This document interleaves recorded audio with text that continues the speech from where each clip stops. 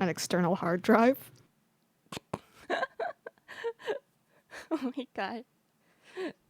Yeah, I need to connect mine. I had like a tower, like a bigger external hard drive, but I need to connect that. But anyways, I am recording now actually, so I hope this works and doesn't crash. It's almost 5, so we'll get started in a bit. No. Action. Oof. Action. So we do have auto mod on now, because this is a public event at Kiel, and sometimes a lot of trolls enter, so try not to do bad stuff, okay? And just so you know, this event is being recorded and being uploaded to YouTube later, so you guys can reference. And because it is being recorded, please make sure to behave. Okay? Wait, this is being uploaded to YouTube? Well, I don't know where to upload it. I guess Okay, I can sounds good, upload sounds it good. somewhere. Yeah. Oh my god, Kyo. Maybe we'll throw it on Spotify. We'll see. Oh. Yeah. Oh. Yeah, because we can now. Oh, Tsunderia podcast. Yeah. Yeah. Kyo. No. I'm sorry, my cat just lay on my... I'm gonna cry, Kyo. Not like this. He's on my notes. No. Oh no, just he's toss typing in chat now. Nah. Okay, I'll remove your... Okay, here. He's been like super cuddly lately. Okay. Sorry. I'm so sorry. Okay. No, it's all good. So once again, thank you everyone who's joining us today. Today we will be doing an AMA for Cinderia. That is, I thought was exclusive to the Charmy HQ, but apparently will be going online somewhere. So Yes. yeah, thanks everyone for joining us. Is your cat gone yet? Yes, I can. Thank you for starting this off. I can take over from here. Please do. But yeah, we'll be going over a few things. Thank you, Rara, for joining me. We'll both of us will be answering any questions that you have about Cinderia as a company. The more personal questions, I'm not sure how well we will be able to answer, but we'll do our best. And just a reminder that this event is being recorded. We haven't figured out where we will upload it, either YouTube or Spotify, but we will see. And unfortunately, our elevator is at work today, so there will not be any music. But it's okay. And thanks again, everyone, for coming. Just so you know, if you have any AMA questions, please write it in the AMA channel. That's right above this text channel. It's called AMA. We'll try to read whatever is happening in this chat too, but our focus will be on the AMA channel. And then try to keep your questions company focused, and rather than like directly at me or Ura. This is so you can learn more about the company. I don't feel like you can learn much from me and Ura. We're pretty transparent in our personal streams already. Maybe a little too transparent. We try to do our best to be transparent about what Cinderia does in the first place. So we will be answering whatever else questions you have here. And then before we start, I just wanted to talk about some exciting news and announcements that Cinderia has had these past few weeks and for this month. Woo! Yeah! I will be posting some links. The first one, in case you didn't know... Oh, there's so many spaces from Kyo. I'm going to post this in the arena audience is... we have announced Tsunderia Gen 2 and the auditions for Gen 3. So, Gen 2 is debuting on July the 24th, and that's also when our third staging event will be. We will be doing like a huge group watch, basically, in this arena. So feel free to join us when that time comes. I will be posting more info when it as it nears. Woo! Yeah. And then the auditions have been open for a few days also. We've gotten quite a few submissions already. Looking forward to a lot more. You guys have, I think, about another month or so, so take your time. Do your best. And then our next announcement was, this was posted around yesterday. Is it coming up? Okay, so next week, that's next week, right? Yeah, next weekend. Yes, next weekend in a week, Pudding has a new outfit reveal. Try to guess what it is. It's very exciting. I think there's a lot of hints in these images. Wink, wink. There's also a duet cover being premiered the same day. And who's that duet with? It's Pudding and someone, right? Someone. Are we supposed to reveal the other person, or do we leave it up? I'll leave that choice to you. I don't know. Maybe the audience has some guesses. Yeah. Well, don't reveal it. Okay. I think it's more exciting if we don't reveal it, right? Got it. Yes. Pudding out there. But yeah, it's super exciting. Her new model and outfit looks amazing. The cover is amazing. Not that I've heard it or anything. I have no idea. Are you even staff? I just pretend I don't know anything that's going on. But yeah, it's so good. Like, you don't want to miss it. Okay, I promise. I'll be posting in the announcements channel when that comes up.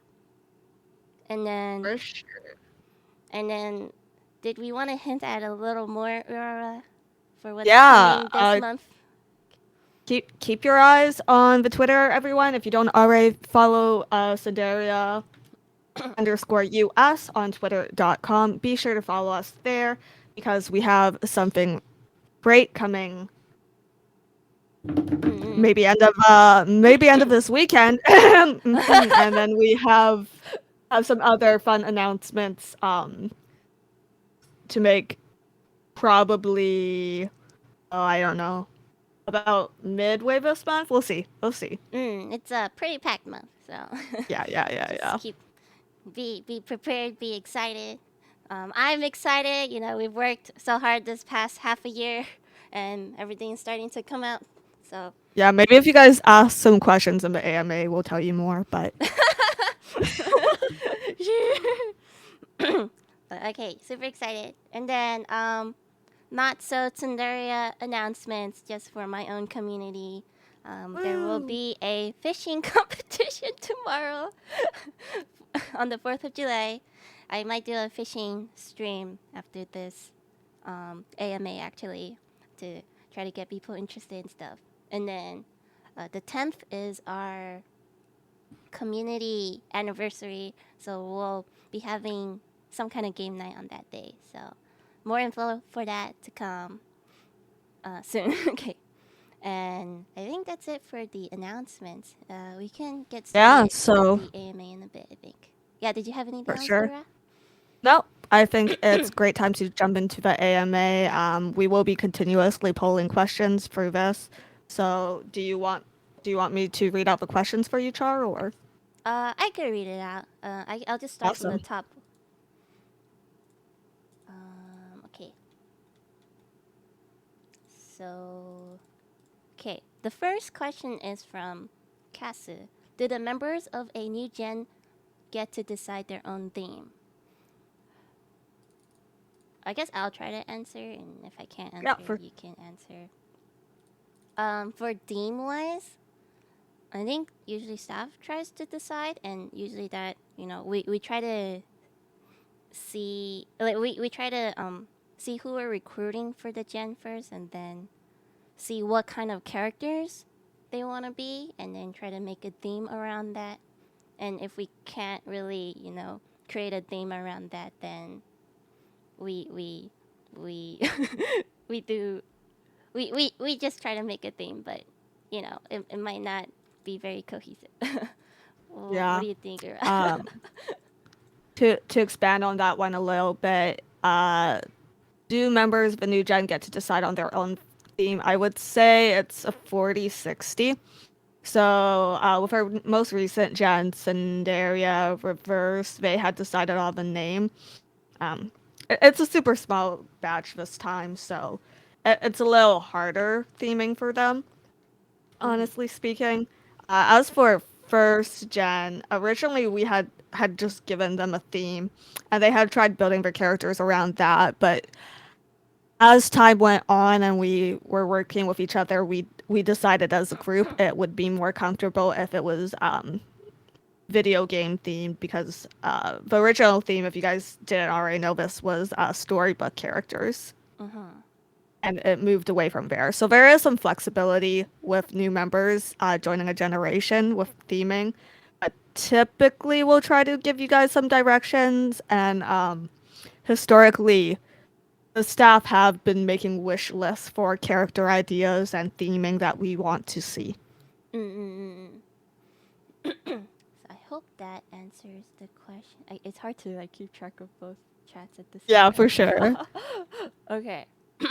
Moving on, maybe next time asks, how did you come up with the overall theme for Gen 2 and the specific theme for each VTuber?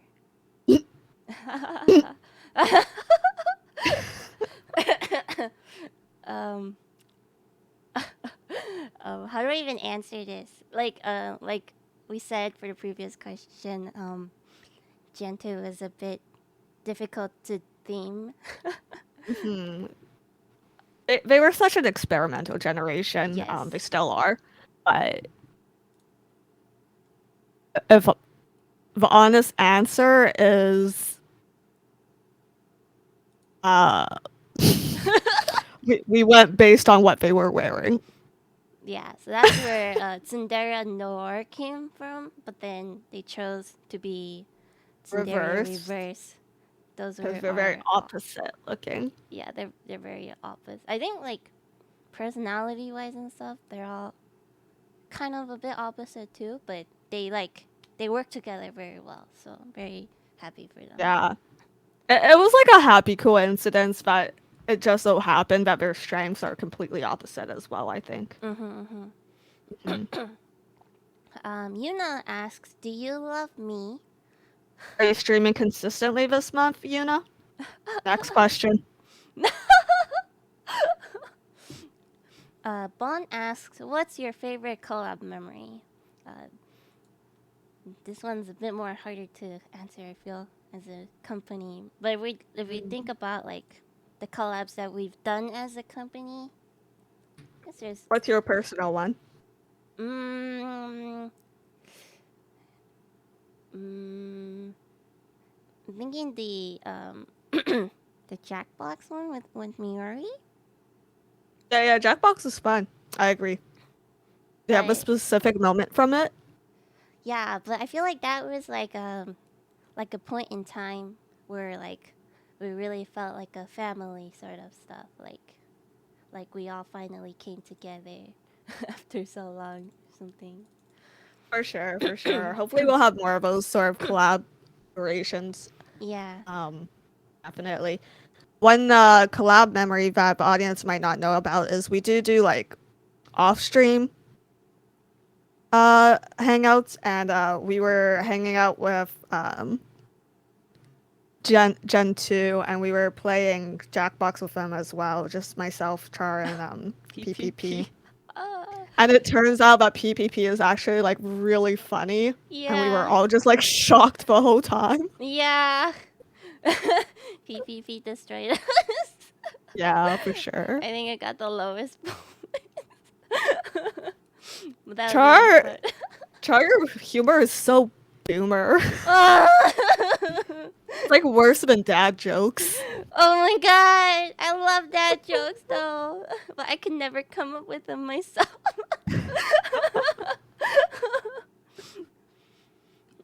Yeah, so hopefully more of those times soon. Hope that answers your question, Bon. There was also the girls' night, right, where we watched white chicks. Is it white chicks? Oh my god. That was very fun. Yeah, for sure. We hope to be able to share more about stuff with you guys publicly though. So hopefully more collabs soon. Not just girls' nights. Maybe boys' nights one day. Maybe boys' nights. Oh boy, boys' nights. Yeah. What, is it just the boys, or like, is that? Yeah, just PPP and whatever boys we Oh, I hire. forgot about PPP. Maybe no. some mods can join in. We'll see. Okay, next question. By Hazel. What is the most challenging obstacle y'all have faced as a company? Was there anything that seemed like it would be really hard when starting out, but turned out to be easy? And specifically for the recent announcements, what are y'all looking for with Gen 3? And would Hanabi or Orla win in an arm wrestling match? Okay, that was a lot Hazel, of questions. this is like 10 questions. So let's go one by one. So Char, I want to know your answer. What is the most challenging obstacle you have seen in the company? Oh, I didn't really think about this. Most challenging obstacle.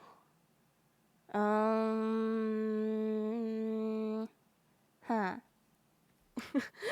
Wait, I I actually don't know how to answer this.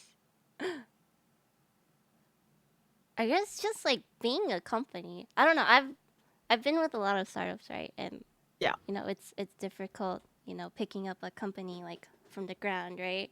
And I definitely feel it here too, but I'm definitely more on the staff end, and it's a bit scary, right? But yeah, I don't know how to like, make that sound more tangible or like break it down. It's just like Yeah. Cinderia as a whole is kind of like, that's I treat Cinderia, everything about Cinderia as a whole, not just like the little things. And was there anything that from the start, because you've been here from the start, that Right. seemed like it would be really hard, but turned out not to be too bad?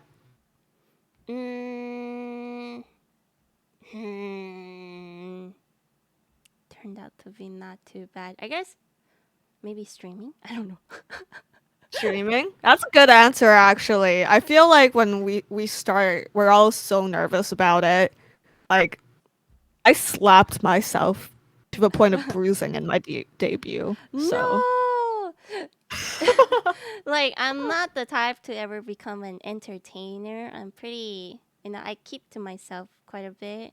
And streaming, I don't know, it just doesn't seem like something I would do. And I was really nervous when I started too. But it's just like so much has been happening with Sunderia that I haven't really had the chance to stop and think about how nervous and how scared I am. It's more like I just gotta go. Like, I just gotta do what I gotta do. I don't have time to be nervous, right? So for sure. I think that's with like a lot of startups. You'll see that sort of behavior. But yeah, because of that, I can mask my, my how nervous I am and just do things. And yeah, in a way, if you don't think about it, it's pretty easy. I guess. Oh, okay, there. Getting cocky there. 1 year's experience has changed you, Char. No, it's just easier to talk to people. For sure. Be in the public, And then the next question that Hazel had was, with in regards to recent announcements, what are you personally looking for in Generation 3? Gen 3, huh? I'm looking for. I would like some guys to join. Cinderia. More diversity is always good, always nice, and just like really fun people to like expand Cinderia in chaos wise. I think there's a lot Chaos of wise? well, it's just I think both you and me we like looking for certain traits in individuals that like they think beyond like what is standard, right? They try to push the limits of things. to the point where it's like, oh, is that T or S or not? Or will I get banned for this? But like, pushing the limits of like, what we can work with or what anyone can work with as a VTuber is. That's a thing that we look for in people, yeah. On that note, if there are any girls in Cinderia listening right now, and I know you are because I see you, Miori, and I saw Purin earlier, please don't push the limits too hard. Please. I'm begging you. Please. Yeah. Don't be too young by it. I guess to add on to that, we have been actively looking at the applications. Very actively. Well, we check at least once a day or try to. But to add to that, I would say don't worry too much about your format, but please make sure that you have content to show, even if it's just written. I don't need a super in-depth portfolio, but I want to see effort and care. And then final question. Hanabi versus Orla. 1-on-1 arm wrestling match. Who wins? I think Hanabi would lose to Orla's chair. Like, Orla doesn't even have to stand up, to be honest. That's how I feel. Like, have you seen how intimidating her chair looks like? Oh, it's because that was the third Gen 2 that you guys never got to meet. Oh, the chair. Oh, that's why it has like all the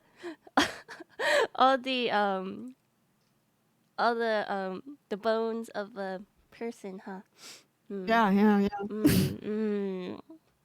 No, so maybe we'll hold a seance and summon them. Oh my gosh. What about you? Do you want to answer this question too? I don't want Orla to beat me up, so I have to say they're both very dainty and gentle ladies.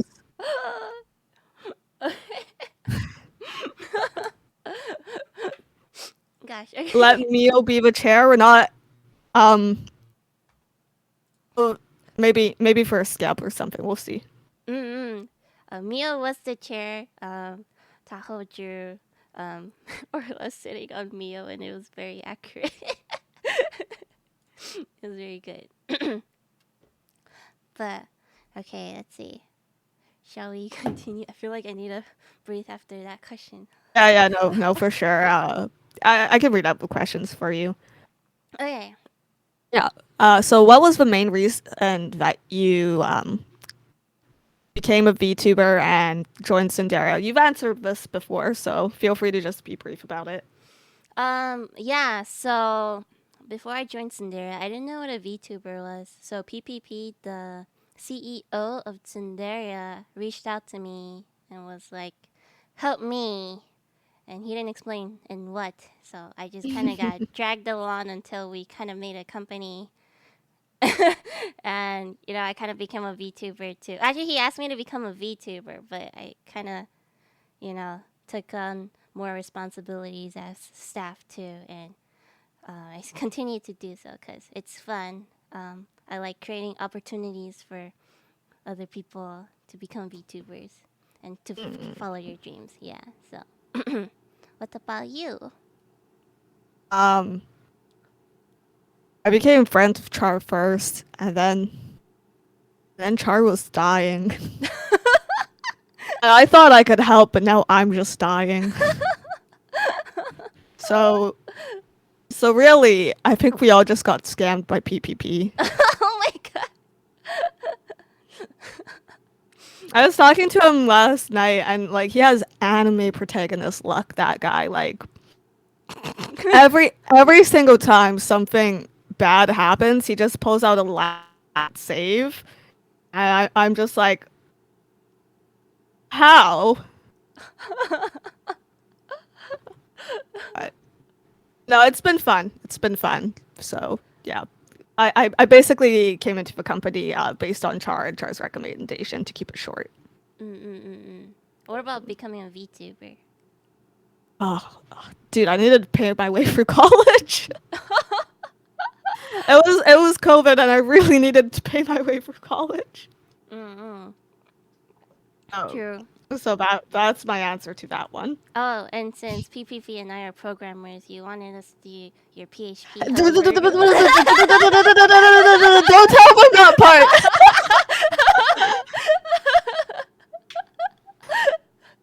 I did get my diploma degree in the mail recently, actually, and I did graduate with distinction. So thank you guys for that.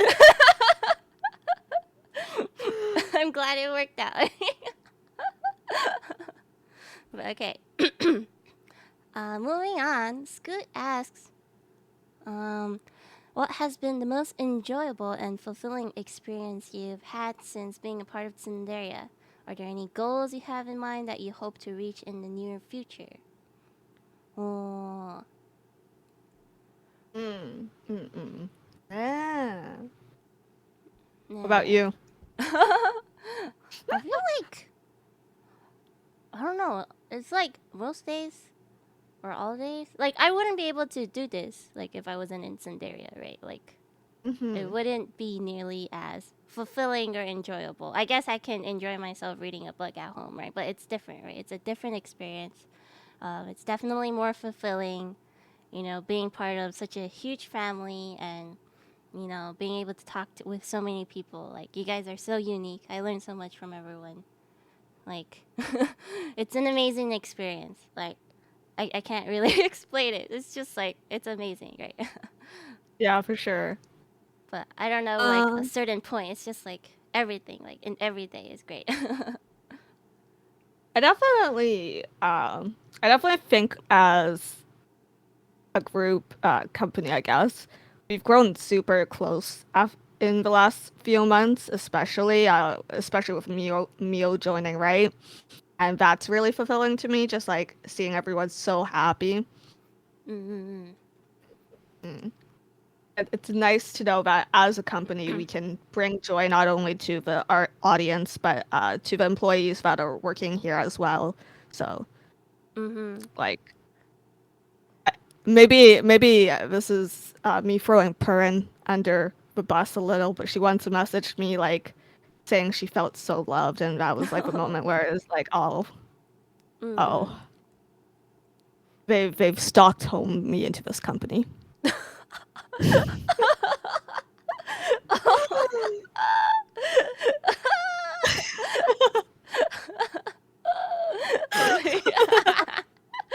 Oh my god.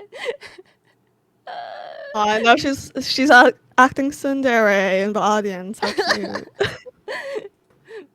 Pudding is super precious and cute. I'm glad she's with us. Yeah. Are there any goals that you have in mind that you hope to reach in the future? Any goals? Yeah. I would like, a few more people. Or this is my short-term goal, I guess. A few more people, and for us to start focusing on like other types of content. Like covers, potentially voice packs, or games and stuff like that. Those are my goals. To just also like stabilize everything, because we're moving so fast, like it's hard to scale at a certain For rate, sure. right? Yeah. Yeah. I think a lot of companies are struggling with scaling. So if I had to talk about short-term goals, it's definitely scaling, as well as making sure that all the talent are earning enough to support themselves. We have a lot of people who are working part-time as well, and ideally that wouldn't be the case, I think. Yeah, scaling. Oh my god, I don't know how other companies do it. But They struggle too. They struggle too. yeah. Yeah. But So yeah. Okay. Next question. Where am I? We're at buckwheat. buckwheat. Yeah. Okay. This is like 3 questions here. Yeah. What is your preferred number of staffs that work over the talents of Tsunderia? Do you think, are you talking about like how many managers to a talent, or because all staff can talk to a talent, right? But I think each talent should have like their main manager and have like the other managers as like support in case their manager is not available or something. Yeah. If I had to flip it, in an ideal situation for a manager, I think the maximum that they could have under them would be like 4 to 5, or just a generation. But this is such an idealistic scenario. Realistically, like myself, Char, and PPP do have a part to play in the management of every girl within the company. And is there anything that can help that will improve the situation? Buckwheat, that's a cutting question. What situation are you talking about, man? The situation, like hiring more managers, is that? Eh. If you're talking about how the agency is performing, I think it really depends. Financially, we are doing fine, which is honestly above my expectations because for most startups, it's so hard to break even just within the first year. Yeah. But Yeah, we're doing well financially. Yeah. So to answer if there's anything that will improve the situation, lots of things. I don't know. More business guidance, an angel investor, more clippers. I could really go for a chocolate shake right now. Oh my god. I've been obsessed with milkshakes lately. This might be the Tsunderia food craving. Stress Food craving. craving. Yeah. So I think long answer short, things can always be improved. Right. So yeah. hard to answer. You? Things to be improved? Yeah, I think like there's many ways to improve and there's many ways that you know, other people can contribute to improve this, our situation. Like it can only go up. We do our best to make sure nothing goes bad, right? And yeah. How will the company envision itself 5 years from now? Oof. I can't really answer that question, but we asked PPP. I think this is a question. I think this is a question that I specified in my stream, so that's my bad. But ideally, I think we're always going to be producing more VTubers and investing in new technologies. But to paraphrase what PPP has told me in the past, even if everything goes to shit in 5 years, Cinderia will still be around in some capacity or some form. I don't think that PPP will ever stop trying to produce quality VTubers. So that's worst case scenario. Best case scenario, yeah, investing in new technologies and producing more entertainment for you guys. I believe he said he wanted more offline presence too. Oh yeah, offline presence for sure. So it's just expanding, right? 5 years is so far though. Like I've never been with something for more than 2 years, to be honest. 5 year plan, man. 5 year plan. Yeah, so we'll see. That's so far. But okay, I hope that somewhat answers your question. This is the best we can answer it. PPP my green card. I'm closing my eyes right now. So next question, Tahoe asks, how difficult is it handling talents within different time zones? Char, you want to take a hand at this one? It is difficult. Currently, as you can see, all of our staff is PST time or PDT time. We all sleep and have alibis. So as you can see, some of our talents live in different time zones. So some streams happen while we are not conscious. So it makes some things difficult, right? We do our best to make sure that the mods are available for their streams, but like for us it's harder to like promote them on the Cinderia website or be there when they need us, like in case there's anything urgent. So that is an issue, yes. Yeah. To add on to it, neither me nor Char slept until 6 a.m. So that might give some context. Tahoe also asks, are there any concerns going forward for Cinderia? I think it's better if I take this one, huh? Oh, sure. Lots. No, okay, here's the thing. I think we're probably the company that's most transparent about problems, and we get dinged for this a lot. I'd rather be transparent about the problems we have and say very publicly that we want to and we're trying to fix them than to not have that dialogue, because a lot of people will call this like unprofessional behavior. But I think in this weird digital era where everything's going to go public anyways, whatever can go wrong will go wrong, and I'd rather trust the devil I know rather than the devil that I don't.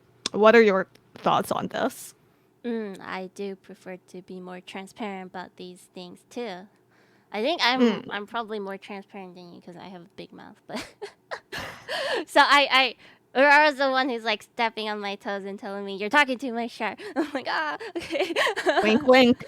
But yeah, I'm like a very honest and open person, and I often say a little too much. But like, this isn't because like I'm complaining or stuff. It's just like this is just human reality, right? Like we're humans. This is a company. Everyone has trouble. I'm not gonna pretend my life is perfect. I'm not gonna pretend that everything in Cinderia is perfect. Obviously, there's problems and issues, but it's like we are aware of them and we are being honest about them. And this is, and it's public, so that means we are working on them. Like we're acknowledging the issues, right? Yeah. And I think without getting too deep into it, every company is concerned about sustainable growth and expanding their audience to make sure the market is sustainable. And I think it's a no-brainer for people to say things like, oh, invest in marketing, get better ads, buy ads. But there's a diminishing value to those things that a lot of people don't take at face value. So, we are working on it in our own way. Whether or not the public agrees with it, that's another discussion to be had. I see. I barely understood what you said, but something about diminishing values, or I don't know what. Next question. Next question. Wait, hold on. Let me get more water. For sure. For sure. Yeah, I hope we're doing a good job of answering your questions, guys. Feel free to expand on them. Just hit the AMA. We'll be here. We'll be here for a while.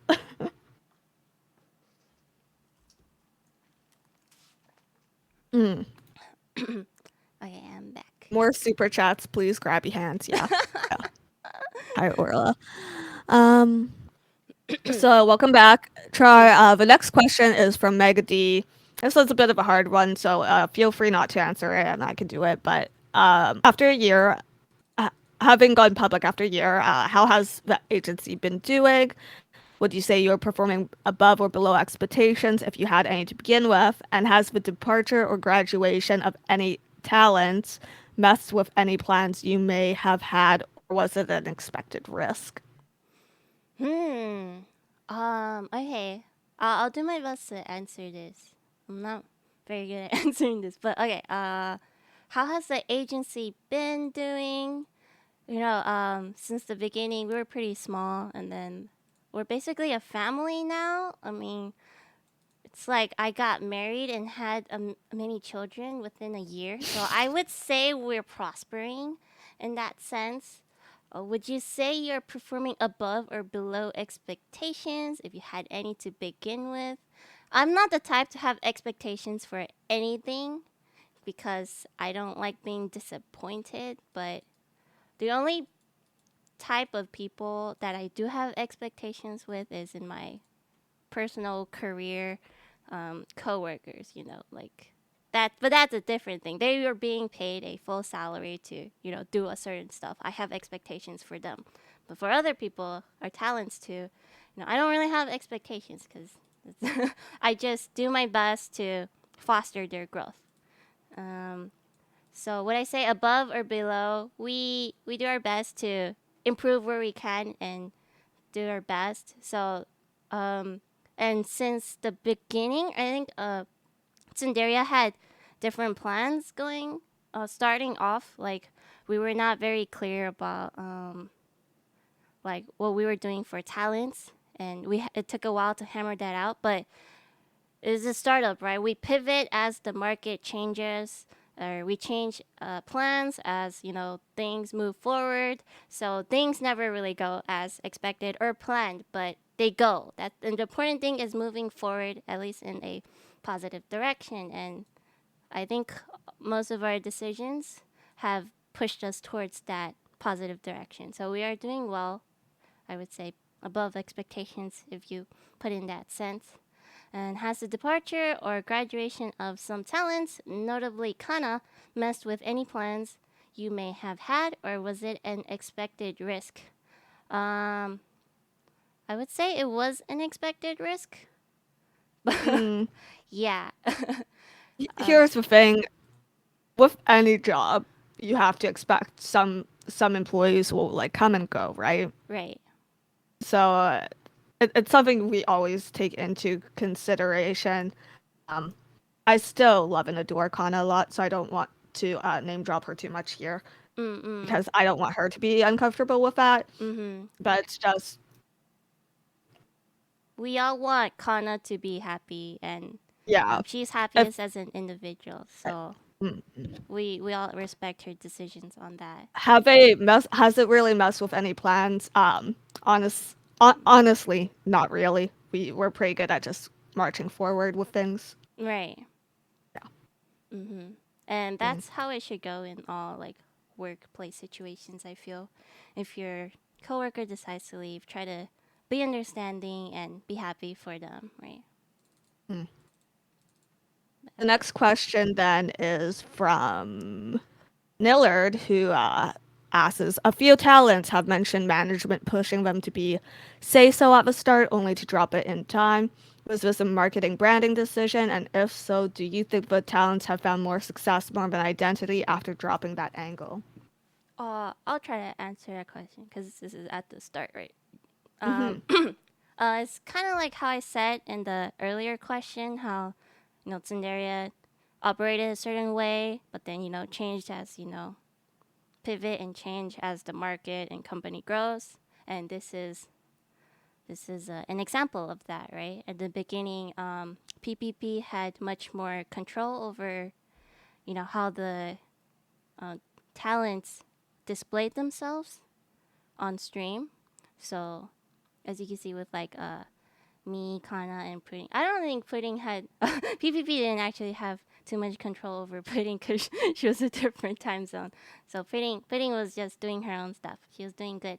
But yeah, it's how do you say this? The talents work the best, or it's up to them. But a lot of them prefer to be genuine or do what feels most natural to them, and that's up to the talent, right? Like some talents might not want to show off too much of themselves because it might be too personal. So it's a balance, right? And yeah. To be transparent, I have cracked down on some stuff live on stream even. That was a joke. If I've ever cracked down on someone while they're streaming, it's a joke. But the times where I have actually cracked down on someone is just because of TOS reasons. Oh, right. Oh, and another reason for the say so thing. I don't know if you guys know me and PPP, but we're pretty say so. You can't say that. You literally cannot say that anymore. Well, we're peer in a sense, right? Like PPP is like super peer, so it's just we're that kind of person. we would never push for non say so stuff, right? But as more people join, it's like they have different opinions. They want to do what they want to do, and that's fine. We're pretty open to that. Bless you. Sorry. Char say so that man. Chat gets it. Chat gets it. Moving on. Raspberry asks, is Urara one of the people who watches the auditions video because that may influence how I edit it? Yes, I am. We all watch the videos. To clarify, just staff watches the video. Yeah. Staff watches the video. Yeah.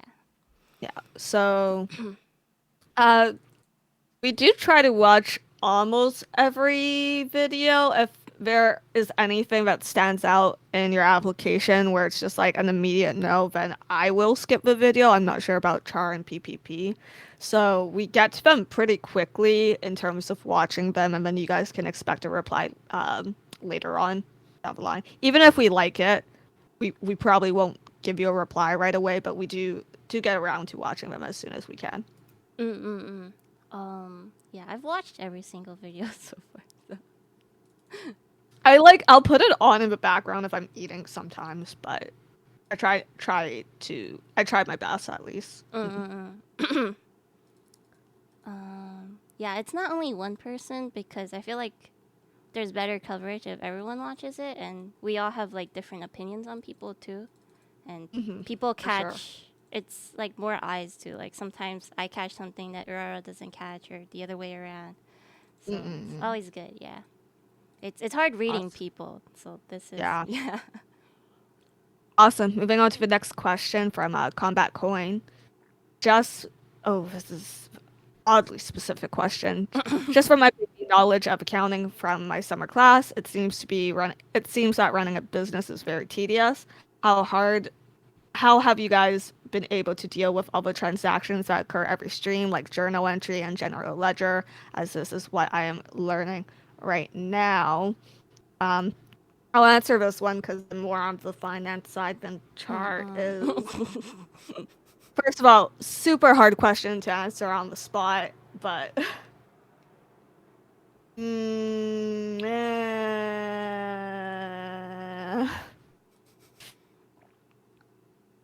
So, thank God for technology because a lot of those transactions are automatically tracked for us.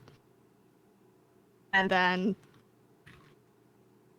thank God for QuickBooks and Excel because those are those are saviors. We do keep track of all our debits and credits, and we keep track of all our transactions as with any business. I'm not exactly sure how to go into detail about it. Neither of us are finance majors. Streamlabs and YouTube are also really good about automating your transaction history, so this might be more of a tech question for them.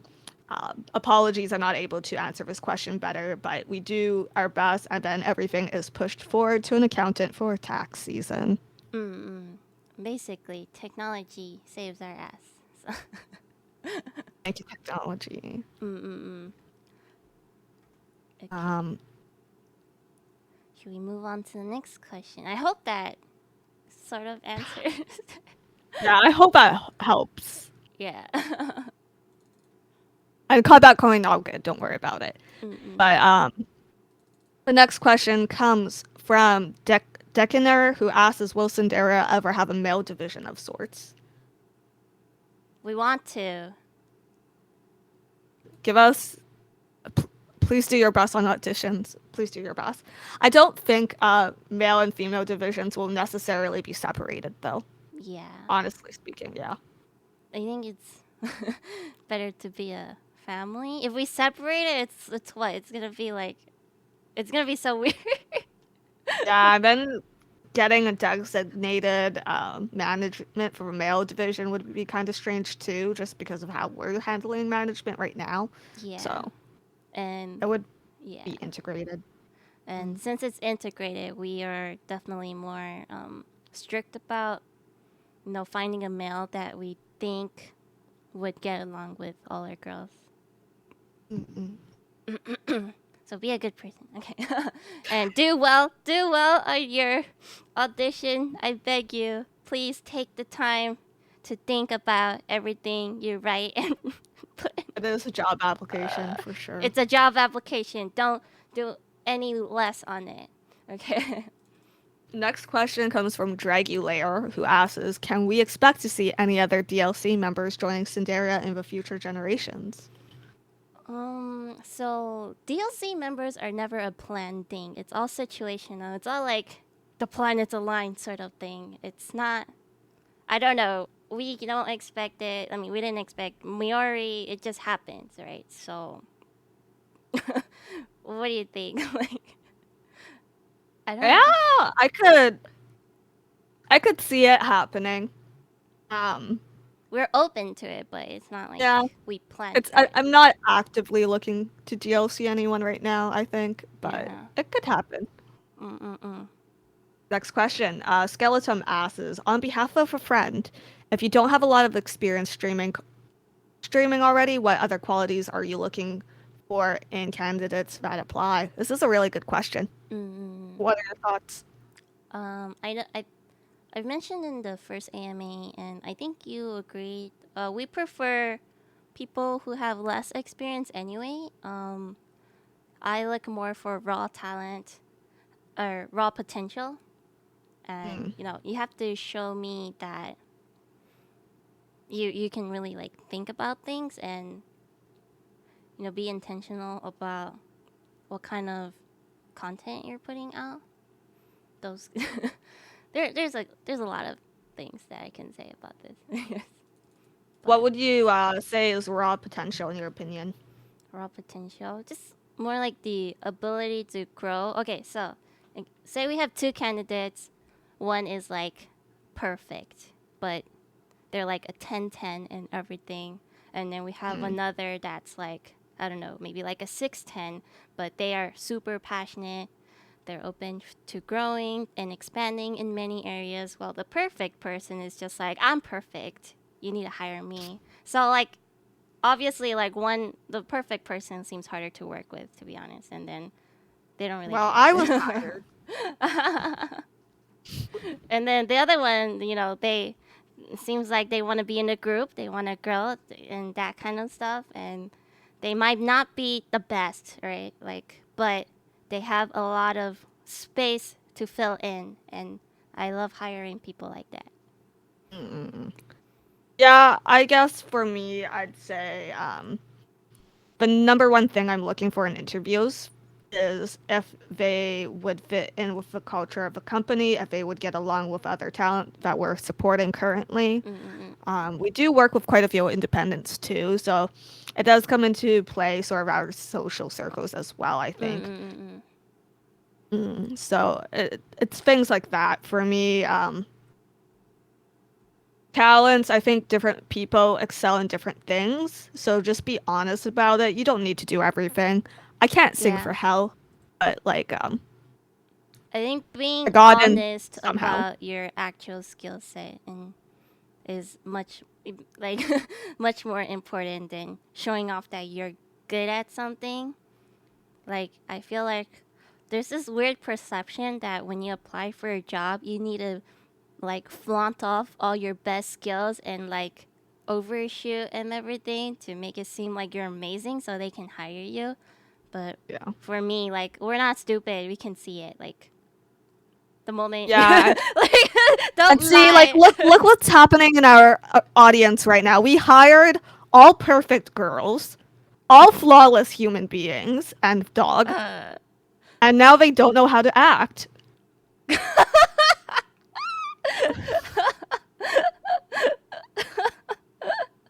But yeah, it's just be honest, show some humility, that kind of stuff. God, I should have never given them self-confidence. Anyways, I hope that answers the question. Yeah, I think lost where the question. No, I think you had a really good answer. As well, Skeleton had a question as well. Suppose Cinderia saw a sudden explosion in popularity. How would the company handle that? Do you feel prepared for something like that to happen? No. Sudden boom in popularity. I mean, Like overnight? Oh God. well, it's not like I don't really like see how things would break from that. I think it would be the pressure that gets to me, if anything. Oh yeah, there would be a lot of pressure. Hmm. We definitely get more like inquiries and stuff. Or else as who said it would be you? I think it would be a lot of pressure for any of the girls, and I think as staff we would feel pressured Mm. to support them. Here's the thing about content creation. If you look at any big content creator on YouTube, you'll notice that over time that the content they produce has like longer and longer periods between them. And like I think that is a result of a pressure to deliver a certain level of quality. And while I think we plan to and we will continue to deliver more and more quality content, to have that pressure overnight is such a scary thought to me. I see. Mm-mm. I didn't think about it that way, but I do. Like one of the reasons I took a hiatus is because I felt like I need to upgrade rethink about the quality of my content too. So. Yeah, I'll update your graphics and stuff over your break. Just give me some My time. savior. Okay. No problem. Thank No you. problem. New graphics. I can finally have a stream overlay after a year. Okay. You know, but that's the funny thing. I was supposed to do Char's overlay first. That was like the first thing as a friend I offered to do for her. And then like somewhere along the way it just got lost in translation, I guess. It just turned into staff work. Yeah. And priorities. So our priorities over. I don't know if you guys. It's pretty obvious, but staff prioritizes our talents over ourselves. So we tend to get the least upgrades and stuff compared to our staff, compared to our talents, because they matter more, and we barely stream. So, but I'm not even a streamer anymore. But yeah, talents number one. This is in case you didn't know, Ura's been with us since the last AMA, which is in August. So, and her Tsunderia debut was in February. So that shows a lot. She prioritized the talents, the Gen 1's debut over her, and she put her all of her efforts into Gen 1. And that's really impressive and honorable, I think. Fun fact, I was almost Gen 2. We almost pushed me back to Gen 2, so. Oh, true. Yeah, we couldn't figure. Yeah, there was a lot of like different configurations of how to like debut our last few VTubers. But we ended up like this. Yeah. Moving on. Tails Snuff asks what were struggles, issues that were deemed unimportant at a time but became a real hassle to deal with later on. Can the same struggles apply to someone who is just starting out to make their own business, stream VTuber career? If so, what are some general tips to get them sorted out beforehand? Thoughts? How do I answer this? It's a hard one for sure. Struggles and issues that were deemed unimportant at a time. I mean, even if I know some, I don't think they're appropriate to talk about. I think. Or I think it's hard to. So first of all, there are no struggles or issues that are truly important. truly I what? think there are no issues that we've had that were like unimportant, Right. but we have had to prioritize different things throughout Cinderia's career. If you're asking maybe what you should prioritize when starting your own business, streaming or VTubing career. I think having a good infrastructure is really important, but as well, timing's everything in life, I think. Right. You don't want to work on something before. Yeah, it's all about prioritizing. You don't want to work on like something that doesn't make immediate impact or like is necessary for like something that's happening very soon. So usually those get pushed off, but they're not unimportant, right? Like it's just like it's not to be focused on right now, that kind of stuff. Is there like a way to give an example about this? So hard. Let's see. I was gonna talk about like 3D stuff, but like I don't really know much about 3D stuff. But it's like skipping Maybe. steps, right? You don't wanna Yeah. skip steps, right? And you don't wanna get ahead of yourself. You like we were talking about like Cinderia's 5-year plan earlier. You don't want to start doing year 3 stuff while we're barely like done with year 1, right? So For sure. you gotta plan accordingly. I hope that helps to answer your question, Tails. Sorry if it doesn't, but feel free to ask clarification questions if you have any. Okay. The next question is from Jubei6. Ketchup versus catsup. What's catsup? Pick one. I don't know. Pick one over simulation ends, Commander. No. But the real question is, when planning for the company, was looking for investors part of a plan? Now a year into this, are you guys open for investors? I have about 350 I can throw your way. About your 350 though, you can always just throw it at one of our talents. Yeah. So, Please throw it. So you're at least supporting them and the company at the same time. But as for investors, we're not really in a position to disclose any of that information, so it's a bit hard to say. But yeah, yeah, I think all startups are looking for some form of investment. Yeah. There's your answer.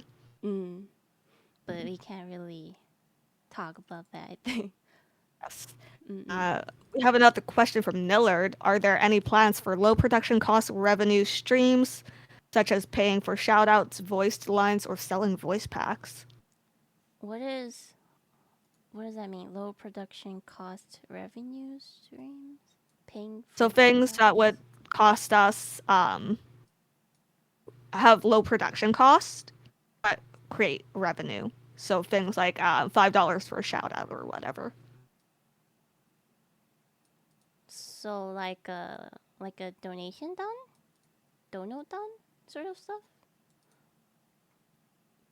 I guess you could interpret it as that, but it's just like a fundraiser, sort of. Oh no, just like cheap and fast work that we can do. Oh, I see. Oh, like low production digital goods. Yes. I think so. I mean, I would like more voice packs, to be honest. But all the girls are like working on stuff, right? And so we'll fit it in where we can. Maybe I'll come up to you this summer and we can get in a tub. We can finally do our hot tub ASMR. Exactly. Yeah. Oh no. But yeah, I don't know if that answers the question. Yeah. Merch is something I personally try not to touch, but as for other staff, if it's doable, they'll do it for sure. And then Mikan asks, in the last AMA, there was a comment about primarily sticking to YouTube for streams. Is this still a philosophy going forward? I've seen Gorilla streams popping up on Twitch and wondering why there's it's there instead of staying on YouTube, does using both help out?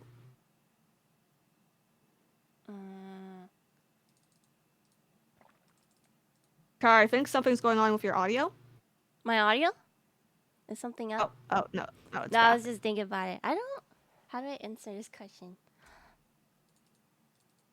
Do you want to answer this question?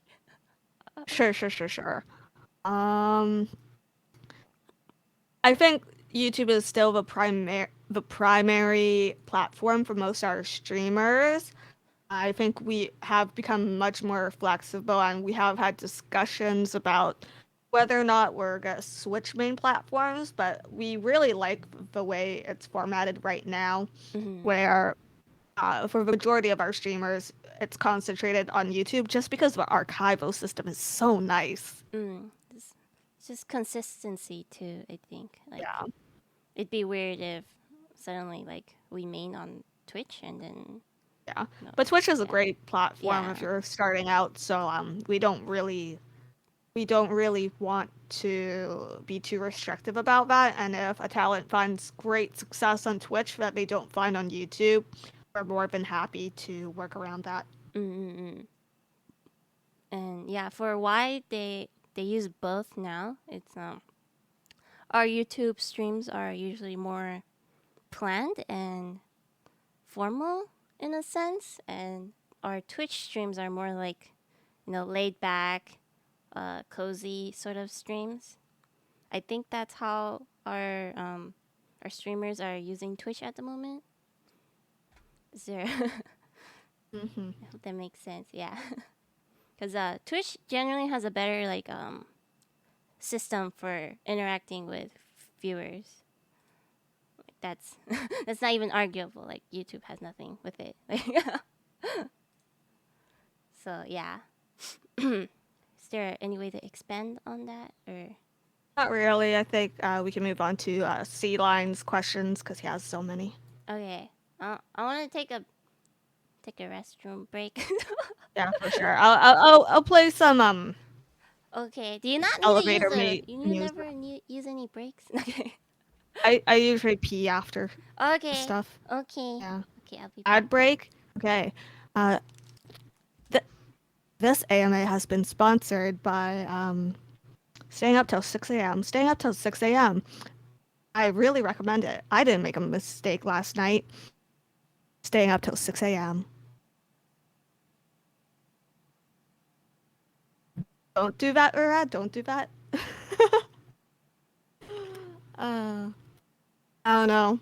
Here, I'll just make some elevator music for you guys. I'm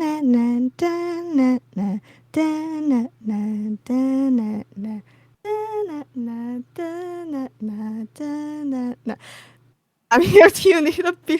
No, I'm not reliving the papaya thing. That was such a horrible arc with Yuna. Just every single collab. Papaya. Please sing Twinkle Twinkle Little Star. Twinkle twinkle little star, how I wonder what you are. Up above a world so high, like a diamond in the sky. Twinkle twinkle little star, how I wonder what you are. Wait, is this stuff gonna be kept in the footage on YouTube? No!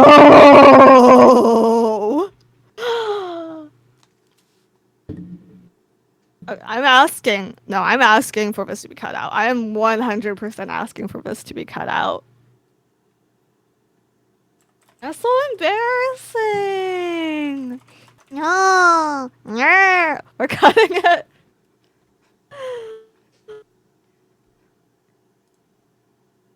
You're cutting what? Well, nothing. They debated me. I'll tell you later. Huh? Yeah, we're gonna be cutting out ad breaks from this podcast. Sorry, guys. Oh, okay. Oh, you sang something. Oh.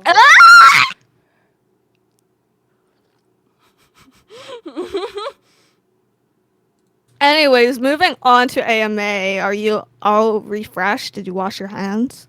Mm-hmm. Nice. C-Line asks, have you made any adjustments to your company strategy in light of a multiple new VTuber companies opening up and expanding this summer? Like I mentioned before, we're a startup. We have to,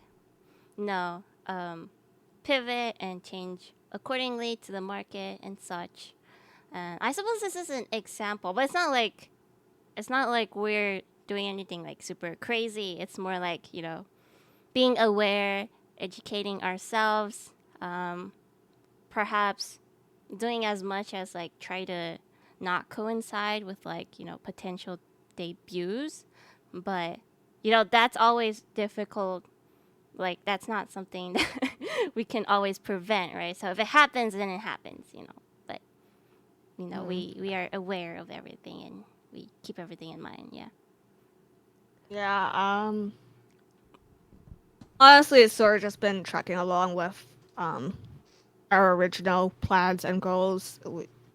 Something that Cinderia, I think, does have ahead of the other new VTuber agencies is we are established at this point. So it's pretty easy for us to keep trucking along, I think. Yeah. Because I guess newer companies need to like bring out newer sort of things to like really stand out. Well, So it's they do their thing and we do ours. I don't feel comfortable speaking to any of true, that true. stuff. So Mm-mm. yeah. But do you see intercompany collabs as mutually beneficial, one-sided, or not making significant difference in reach? I'll take this one. We do collab quite a bit with Prism Project. If you guys don't already know, big fan of them. Hopefully, they're a big fan of us. I I talked to their manager like last night, so I would hope that she still likes me after that. But I think it's really mutually beneficial to support each other and grow together. We are different companies, and if you're someone who's considering what company that you want to audition for, we do have different cultures, so I would take that into consideration. But intercompany collab is almost always a great thing. Mm-mm. Mm. It's like they're a wonderful group. We like being friends with them and stuff. So yeah, I think I think it's nice personally. But anyways, moving on to the next question. Have you already received Gen 3 applications? Have they met or exceeded your expectations in quality? We have. Yes, we've. Are we allowed to say how many apps we've gotten already? Or do No. we want to. Okay. But yeah, there's been apps. Have they expected? I don't think we can talk about the quality either. But There have been there's definitely people that we want to pull in for interviews that we're excited are auditioning. As well, if you're planning to audition, again, Char and myself have mentioned this multiple times. We really just want to see your full effort. It is a job application. Show off what you can do. Don't tell us what you can do. Just show off what you can do. That's the easiest way. Like, Next question is also from C-Line. How much detail do you put into analyzing stream performances? Do you try and measure what section of streams have more viewership and engagement? I think all companies, all VTubers, all content creators are super interested in analytics and the numbers in their stream performances. Do we try to measure what section of stream has more viewership and engagement? While we do see those stats, I don't think they're necessarily key performance indicators. It's easy to get distracted by numbers, but you have to really understand what those numbers mean and how much they actually impact like your performance and stuff. Yeah, don't let it get you down. They might not be important. It might also just be like you two fucking with things too. So Anyway, Next question. from Denki. I don't think I've ever seen an indie VTuber join an agency and keep their branding, model, etc. except for Tsunderia. What was your logic behind this decision? And why do you think the pros outweigh the cons? Doesn't like Suisei joined Hololive? Is that You say join Hololive, everyone in V Shoujo. exactly? Yeah. So it's not like Super uncommon. yeah. Logic behind the decision. Are we allowed to talk about this? Or I think it's Yeah, I think that's fine. pretty obvious, right? Like, we just weigh like we just try to think like if they keep their current branding and model versus if we made a new one for them, how would that go, right? And then I think that's pretty much it. We do try to, since they're joining us, we don't own their model, right? But we try to Give them new assets, make Yeah. sure they feel as included in the team as girls who are joining fresh. Maybe Yuna can answer that one more if she feels included enough in the team since she herself and Miori came in with their models. or does Miori want to answer that? Not sure. Moving on to the next question from Miki Bukios. What were your first impressions starting Cinderia or joining Cinderia versus now? Did goals you had at the beginning change, and your thoughts on expansion of the members so far? How do I answer this? First impressions.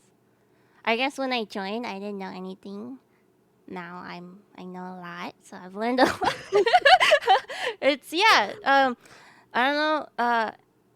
I think a lot of you guys have taken like CS courses before, and it's been described as drinking knowledge out of a fire hose. Joining a startup and working for a startup is very similar. You guys move at ×3 pace, but in exchange for that, you get really exhausted, but you learn so much, right? That's the exchange for working with this startup. Also potentially lower pay, I guess. But yeah, it's the trade-off, right? But yeah, I've learned so much since I've joined Cinderia. So I think I don't know if that counts as an impression or not. Just it feels different, right? Yeah, for sure. And then the goals you had at the beginning changed, and your thoughts on the expansion of the members. My goal has always just been to help PPP and to to provide opportunities for girls, or not girls, but like people to become VTubers and to chase their dreams. Right? I think I mentioned this before, and that does not change. I don't really have like my own I don't have too much personal goals for like Sunderia, 'cause I'm not the CEO, and I don't really like being like the head of things either and making those sort of creative decisions. But that's only like from my own personal like comfort zone. Like I'm pretty good at like working behind the scenes, and I'm just a worker, right? I like doing, the grunt work basically. Yeah, corporate slavery ho. Yay! But what about you? My thoughts on expansion of the members so far. I really love the team that we have. I think Orla and Hanabi have been great additions to the team as well, and yeah, I have high hopes for anyone coming in for third generation that they'll be just as great. So that's my some thoughts, to not get like too into it. I could go on about how much I love each girl, but like then they'll bother me about it tonight, and then I don't want to deal with that. So we're gonna move on from the question.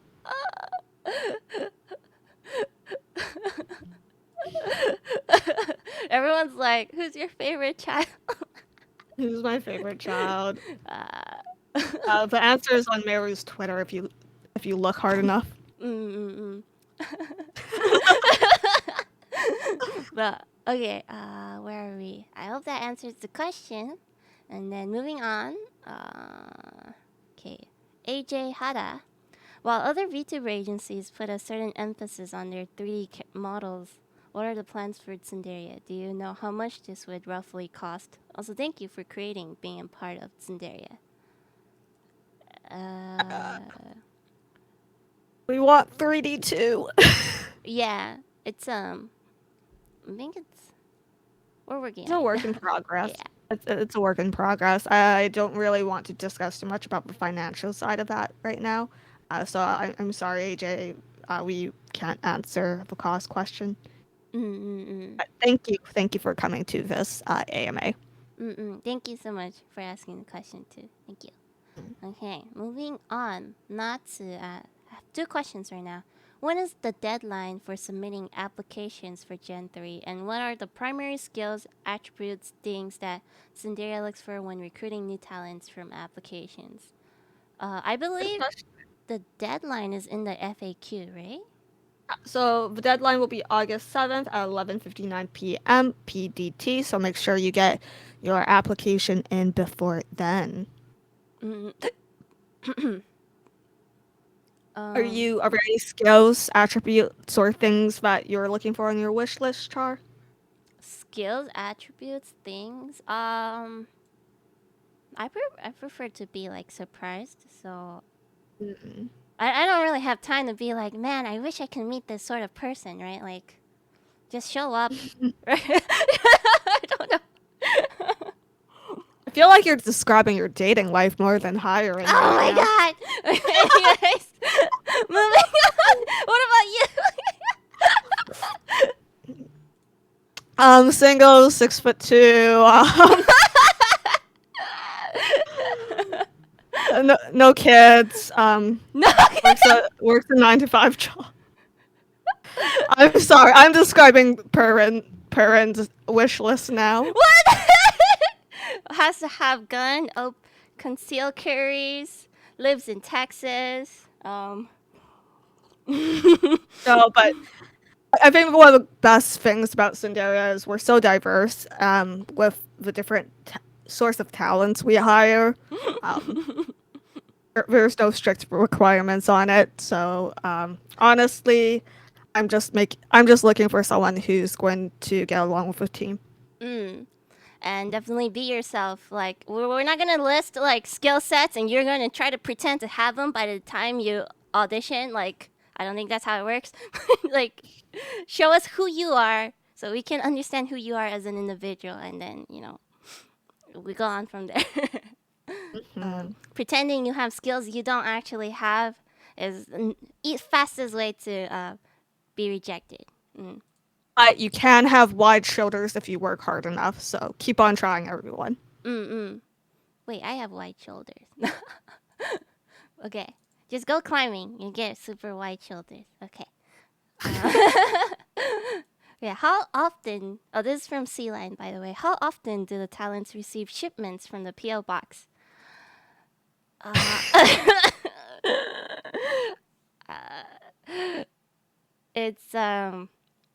It's a work in progress of so right now only PPP picks up and ships from the PO box, so he's like a one-man team on there, and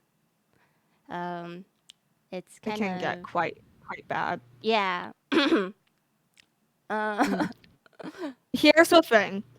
For any of our talents living outside of the US, it does take longer for them to get packages. Right. It can't be helped. COVID restrictions, as well as borders and like tariffs. We pay for all that out of our own pocket, out of the company's pockets. So it does take a while to get through border security and other things. So make sure when you are shipping packages that you look at our website and look at the guidelines so that we can get it to the talent as soon as possible. Okay, I hope that answers the question. And then next question is from Lord Shield Wolf. What resources and background are needed to start and run a VTuber talent agency? For example, manpower, marketing, finances. How much of it does it overlap with founding and running a typical startup?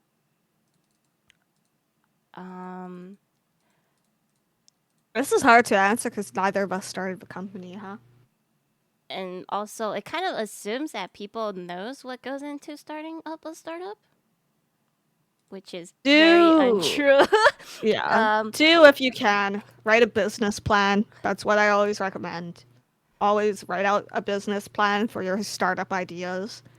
Yeah, starting up a company is not easy. Do your research. It's definitely good experience, like knowing how to start up your own company or even turning yourself into a company so you can, contract yourself out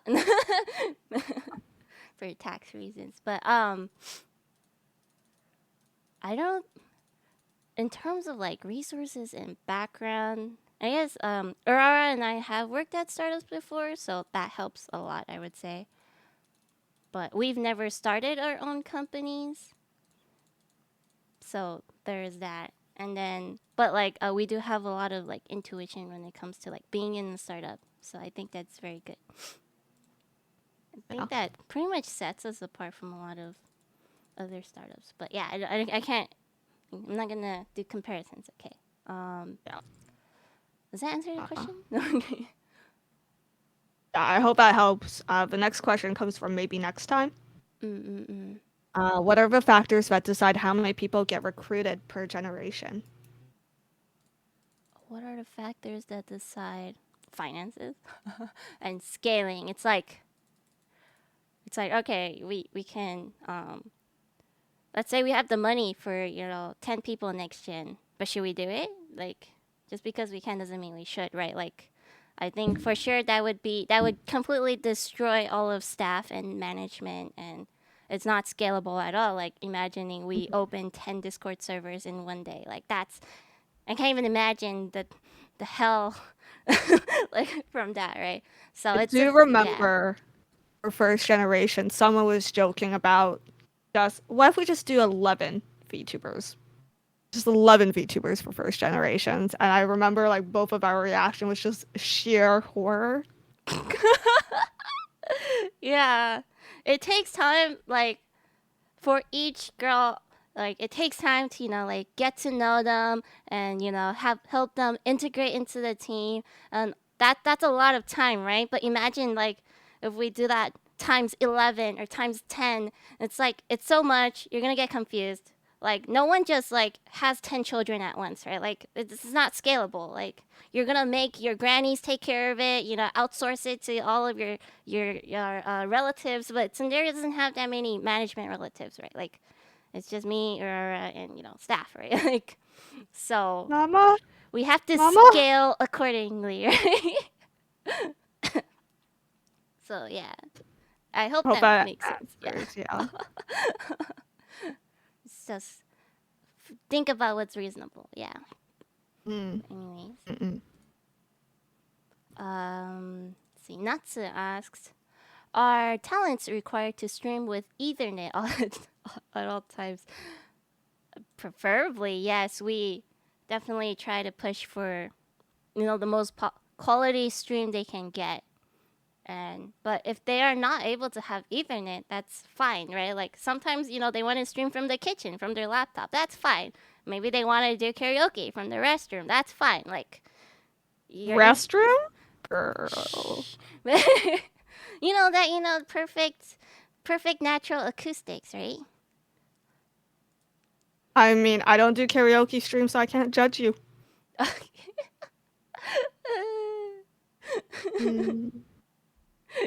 Bathroom karaoke hits different, right? But yeah, just a little bit. We're not gonna be like, oh, there's no your Ethernet doesn't reach your restroom, so no stream. Like, like that's not important.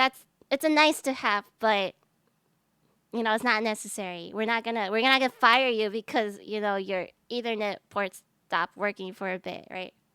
Yeah, for sure. But we do hope that everyone who joins the company has a stable internet connection, so we do check for that. Okay, moving on. Kato asks, what do you look for most in auditions with a pre-existing character?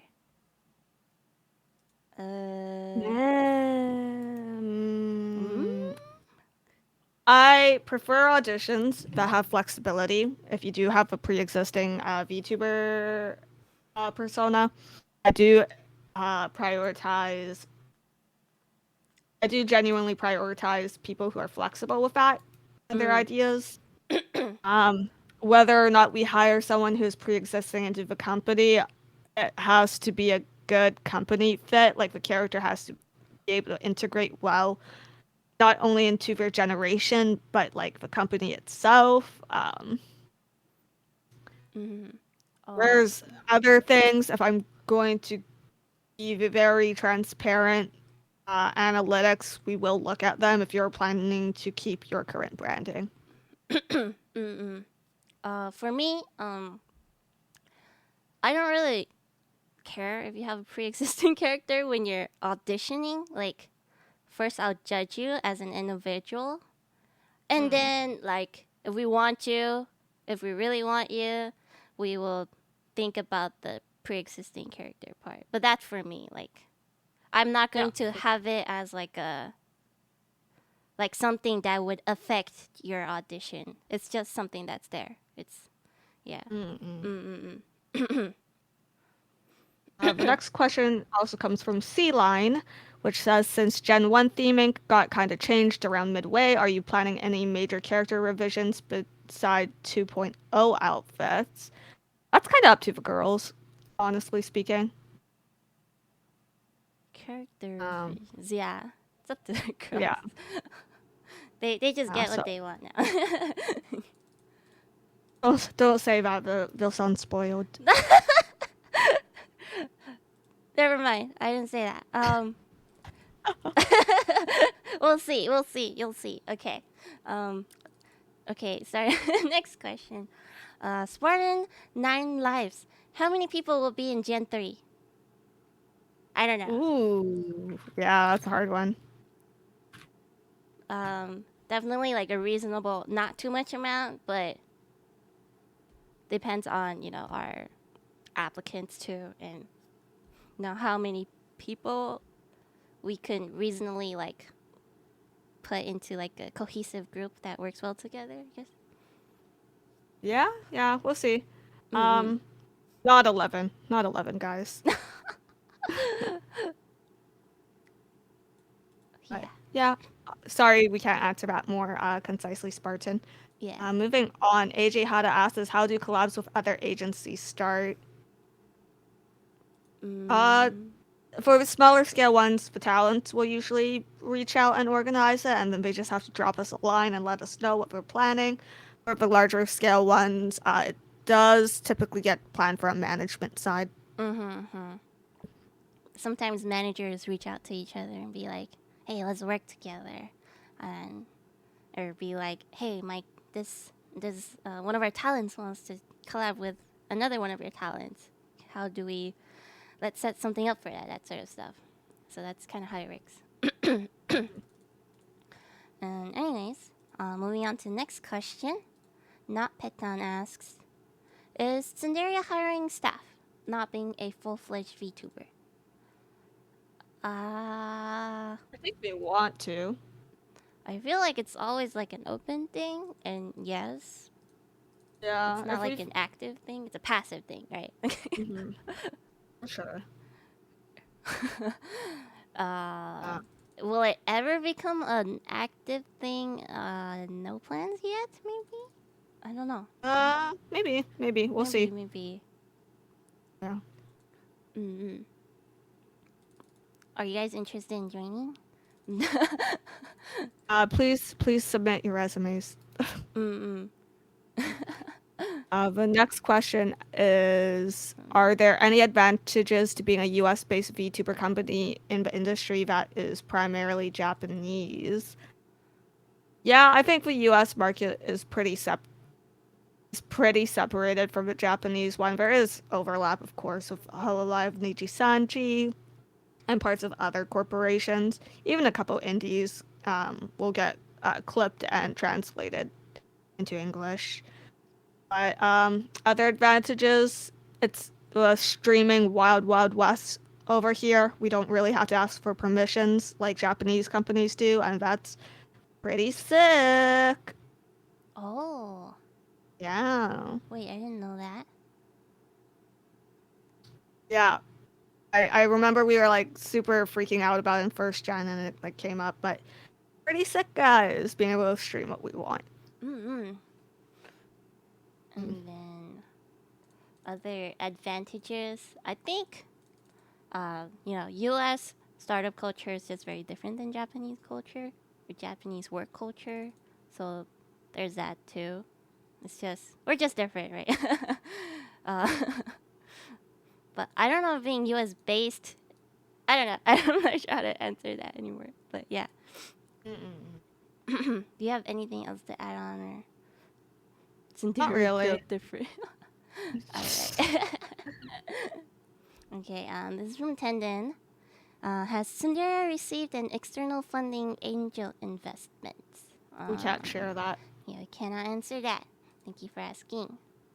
Next.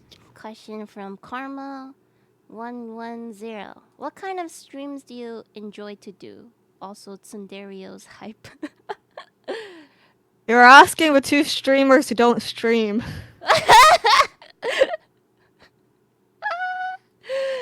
um, What streams do you like, Char? what streams do I like? Uh, I've talked about it before, kind of. Maybe like I try to do more streams that are meaningful to me or like to my hobbies. Right, I have a lot of hobbies, so like I try to, and I barely have time for them too because of all of my obligations, right? So I definitely try to tie my hobbies and my streams together, so it's like two birds, one rock sort of stuff.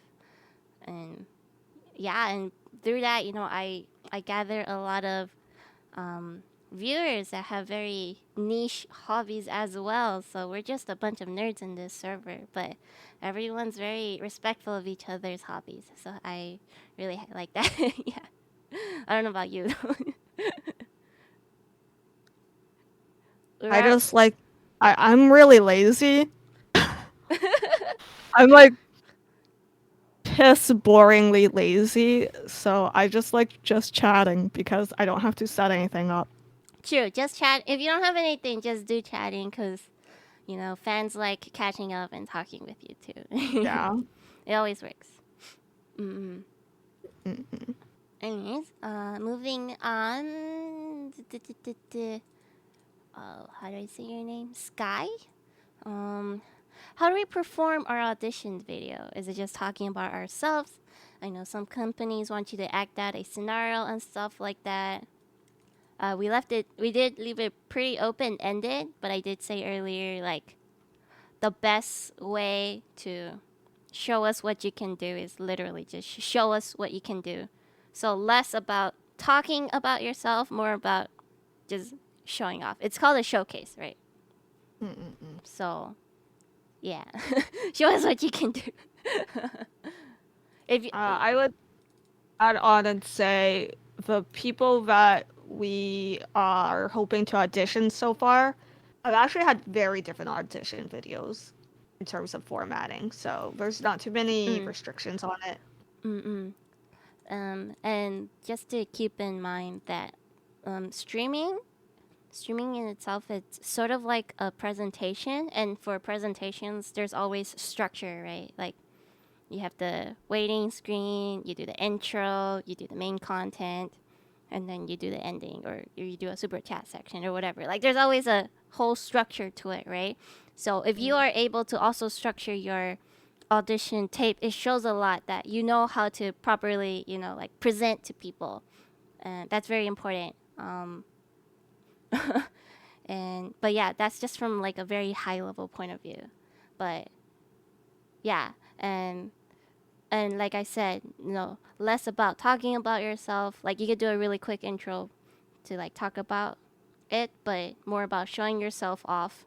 And this kind of goes into like if you that it just directly translates into a stream in a way. If you give us an audition tape where all you do is talk about yourself, then we can expect a stream, let's say a karaoke stream, where all you talk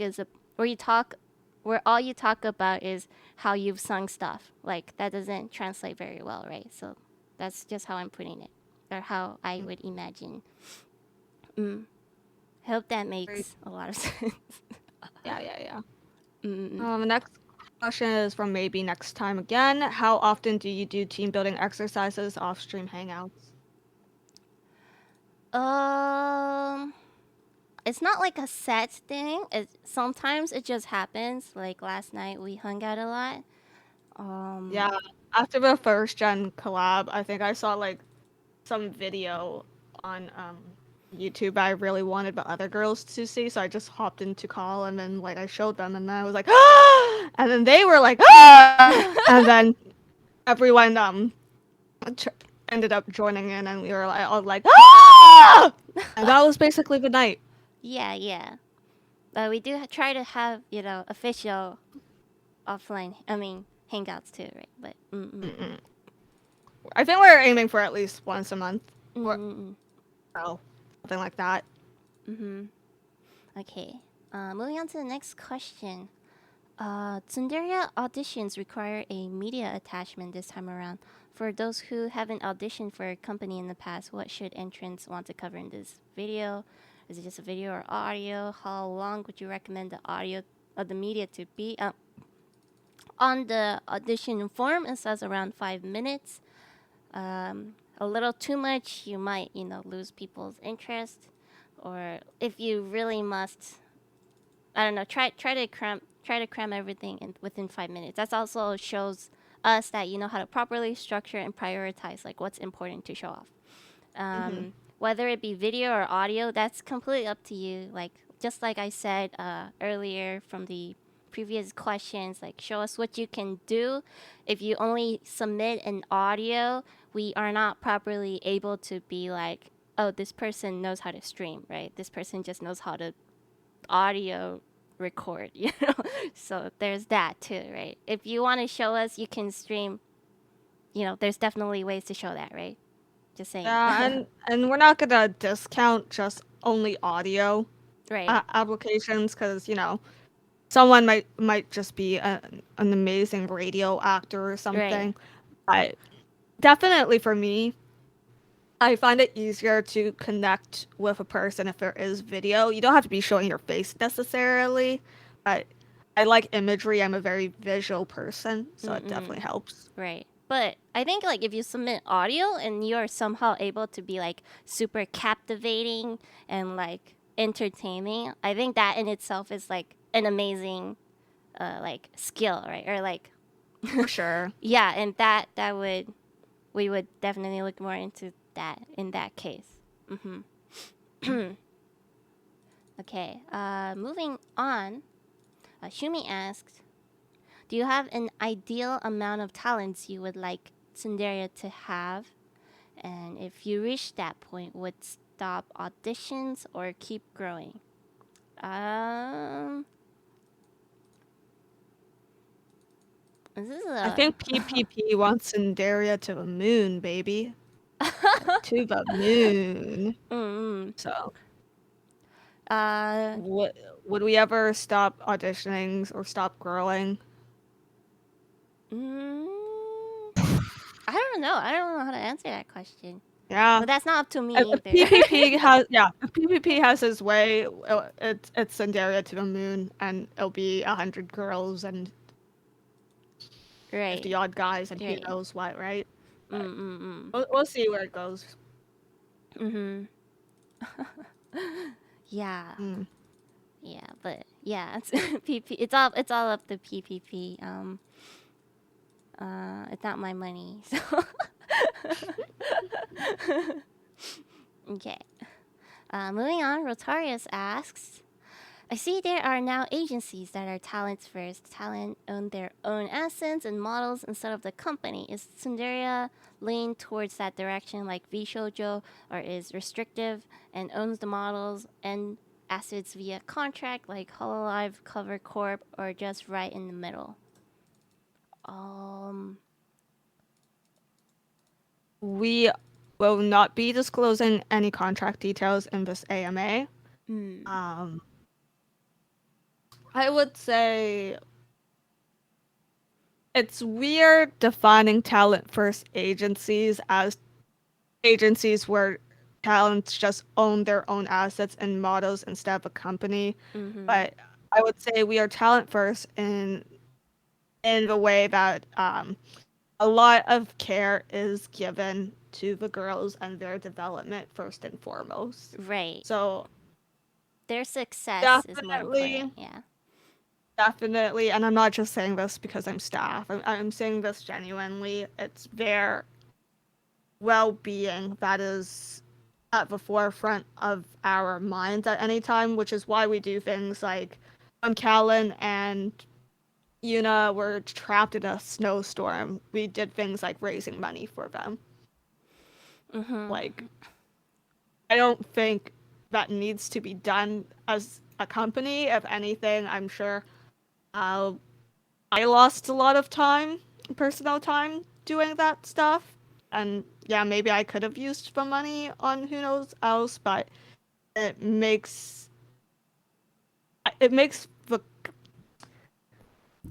it aligns more with our goals to see the girls doing well. And I don't think we would ever do like things like very things to like ruin the future success of our girls. Like they are important to us, like even after or like just forever, right? They mean a lot. Just to like us. keep in mind, no matter what any company says, ourselves included, first and foremost, a company's goal is to make money. Unless it's a not-for-profit, but we have to make money to sustain ourselves. Yes, I always forget that, but yeah. I'm not very good with money. You have your own money emote. Why are you like this? I didn't ask for it. It was I told Paprika to surprise me. So these are a part of my omakase emote commissions. So it still looks really funny though. I love it. But money, I'm not good with money. Historically, makes a lot of financially dubious decisions. But this is why we have Ura. She controls the finances and not me. But okay. Head down. Anyways, moving on to the next questions. I hope we answered the previous question. So Tails asked, do time zones play a minor or a large influence over recruitment? Is having too many in a certain time zone a worry, concern for Tsunderia for growth? I think it. Well, I don't think we're gonna like be like, oh, you live in the same time zone as our girls, so we're not gonna hire you. That sounds kind of unreasonable, but we definitely do like try to get our girls to schedule streams in different times. You know, it's always difficult because like me myself, I have a full-time job with like staff work, so I can only stream in a certain time, right? And that's the same for a lot of our talents too. So sometimes you can't help it, right? But it's just something that we can't be helped. But I don't think it would affect the recruitment too much, to be honest. We're just asking them to be more considerate, Did that? Do you have anything to add to that? Honestly speaking, I looked away for 1 second and I don't know where my screen is now. Oh, we were talking about whether or not time zones affect recruitment? I mean, as long as you stream consistently, that's what I really care about. Yeah. Anyways, moving on. What is this? Jashi, will there ever be a Cinderia Discord mega server? Like one big place to rule them all, since the mods will be able to handle stuff all at the same time and all. No. Yeah, it's more trouble than it's worth, honestly speaking.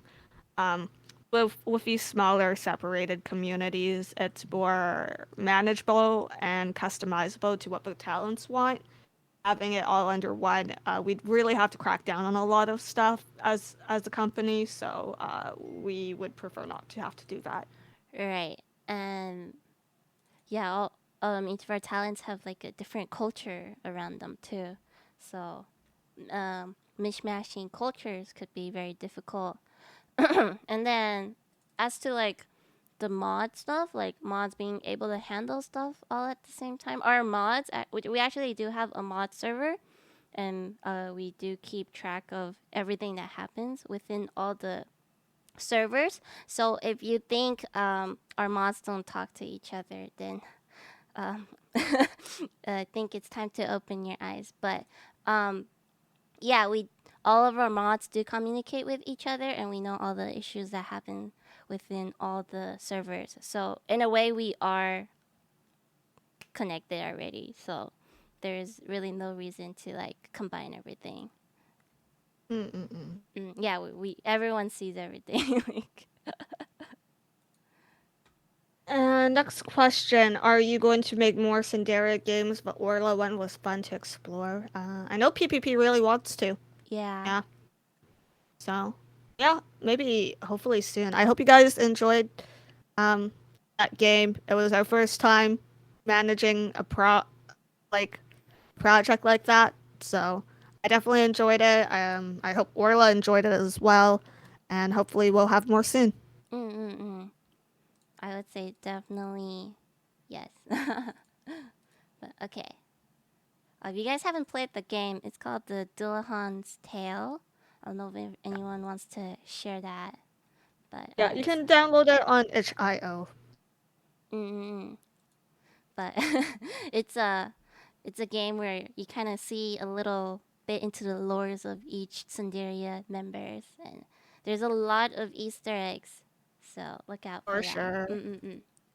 Okay. And just so you guys know, we are getting to the end of the questions, so make sure if you have any questions left to turn them into the AMA so we can get them answered. We don't do these too often. Yeah, it's about like once a year so far. So yeah. Anyways, the next question is from Sieg Gentleman. I hope I said your name right. How much of an impact is in the audition is the country of someone that's far away from USA? It does impact it. It does. There is an impact. Again, we do manage mailing to our talent, so if there's a lot of restrictions on import export, it will be taken into consideration for auditions. Right. If it's very difficult for us to say like get one of our talents an iPhone for streaming, that's a huge issue, right? So yeah, those things have to be kept in consideration. But, okay. I hope that answers it. Yeah, for sure. Okay, moving on. Question from Yancha. Can auditions be edited videos in a way that you can cut and clip to make the whole video? Or does it have to be a video as if you're streaming from start to finish with no cuts? No, you can edit it however way you want. Yeah, do whatever you want. Oh, but I do have one request. Oh. If you are going to reuse an audition video from another company, please at least re-upload it. We can see if you used an old audition video, and at the very minimum, I want to see some effort in re-uploading the video. Yeah. Yes. If it's like obvious that the audition video was not for us, then we can easily skip over it. It's just a heads up.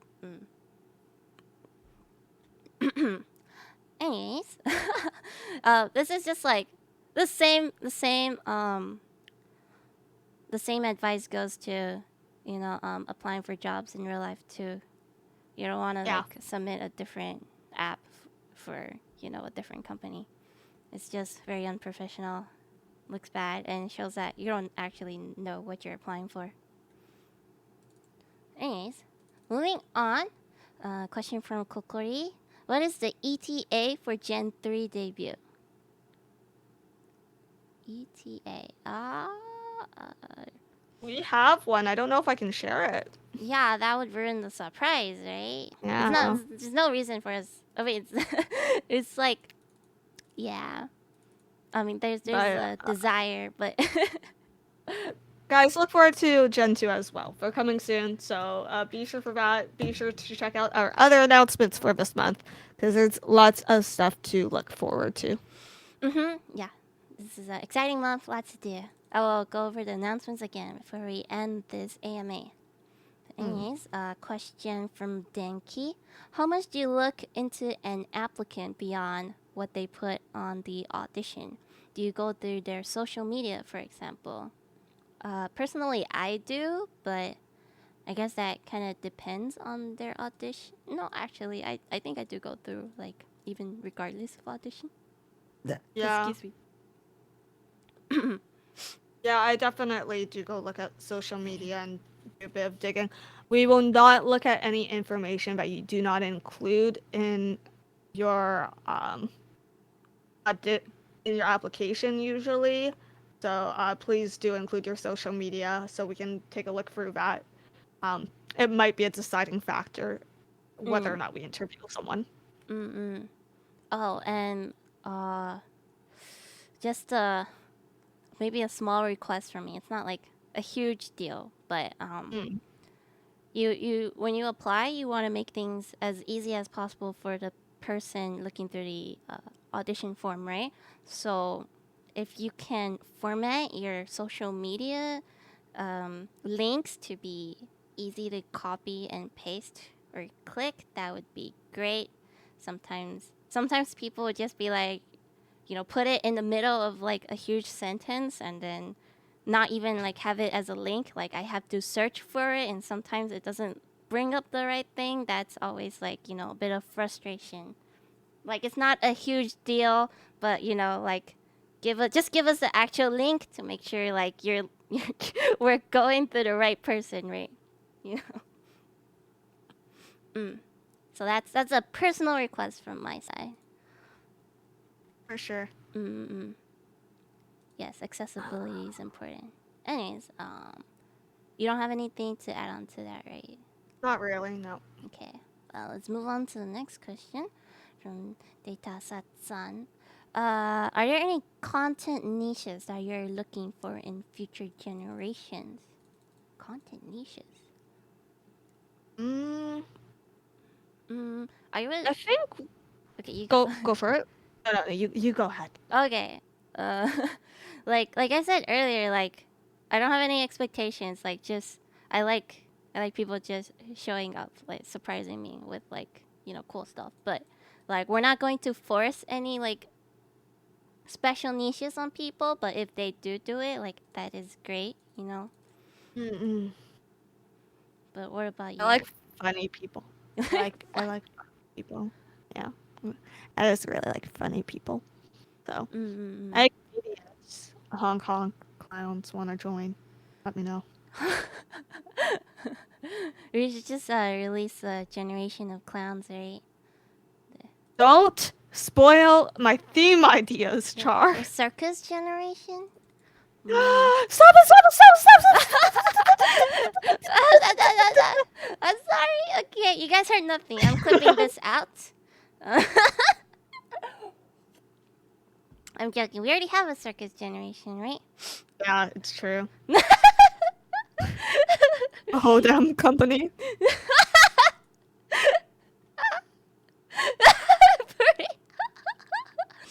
Anyways,